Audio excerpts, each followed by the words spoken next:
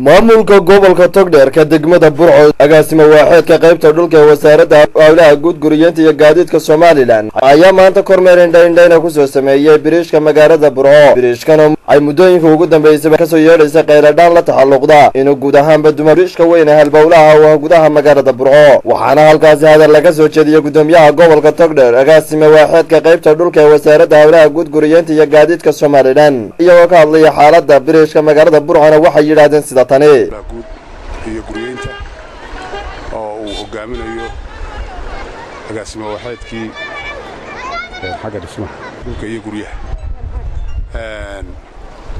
maanta waxaan soo kormeeray biriishka gobolka Togdheer ama biriishka magaalada Burco ee weyn.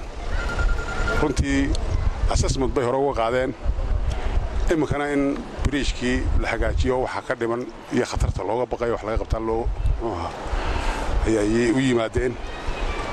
kormeerkaasaanu maanta meesha ku maraynay si horena way u qiimeeyeen mar labaadna barkaale nala eegaan nudho annaga u yeedhanay sidaasay ku yimaadeen maanta meesha intaasaanu kormeerkaasaanu maanta u nimay.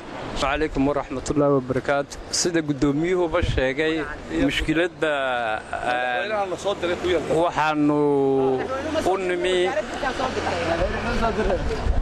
اللي بلغ الشيء إنه يكسو عطو بريش كهرجيس بريش كم برعو هران أساس مدرسة مايني دبدينا هالإسبان أو حدنا وكتير هذا الكشام حلا الله يدا إلا فرو أيها حلين تدباتوين كيسا كم ضحيت dabeedna waxaanu calaamadii dhiganay intii la furi lahaa ee hordaalka ka mid noqotay in biriishkeedii loo celiyo.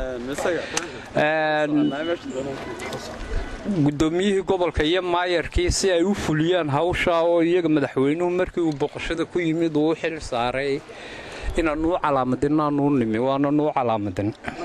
asiga sabaatee maaha markii ugu horeysay mas'uuliyiinta xukuumadda iyo kuwa degmada Burco ay booqasho ku tagaan biriishka magaalada Burco, taasoo ay macnaheedu tahay in mas'uuliyiinta xukuumadda iyo kuwa degmada Burco ay caadaystaan inay kormeeraan wax qabad lahayn ku tagaan biriishka magaalada Burco. wa Maxamed Cali Axmed Maxamed Kaabe wararka telefishinka caalamiga Somali News magaalada Burco.